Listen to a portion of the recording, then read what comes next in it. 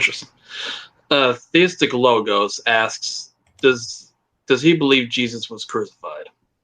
Yeah, I have no reason not to believe it. Do I know it? No. And this is something that's very important. This is one of the most difficult things that I say, but it's undeniably true, is that, as I said earlier, when it comes to the historical life of Jesus, what happened to him historically, none of us know. None of us know. We can read the Gospels and choose to believe it, but we don't know. On a historical basis, we're dealing with probability. The reason that in answer to the question, do I believe that Jesus was crucified? Well, most historians seem to agree that Jesus was indeed crucified. So fine, I have no way of knowing anything to the contrary, and I have no way of knowing or proving to anyone that that indeed happened.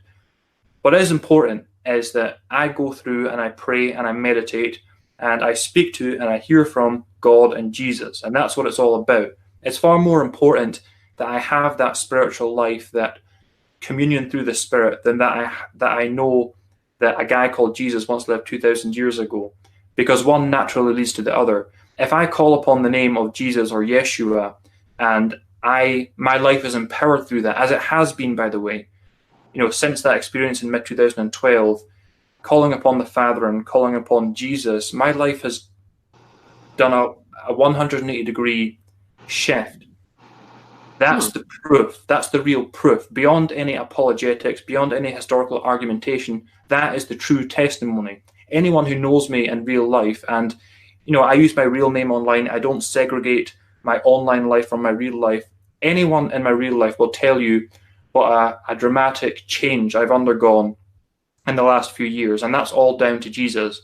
And that's the best testimony of any kind of spirituality that anyone can give, as a transformed life and a life that is led day after day, being empowered by the Spirit. So, do I believe Jesus was crucified? Yeah, but frankly, I don't think about it too much, because it's not as important with coming to know Jesus here and now through the Spirit. What changes in your life exactly would you care to share about? Well, everything from the most major to the most minor things. I no longer drink alcohol. I don't curse anymore. I used to curse every second word. And that's when you start on a spiritual path and you live in a place where I do this very secular, you begin to grow apart from people, because they see that you're changing in certain ways and they're not able to go with you. And so things just fall away. I live a very reclusive life in the present day. I very much like my own company. Since I do have a focus on contemplative practice, it's necessary for me to seclude myself.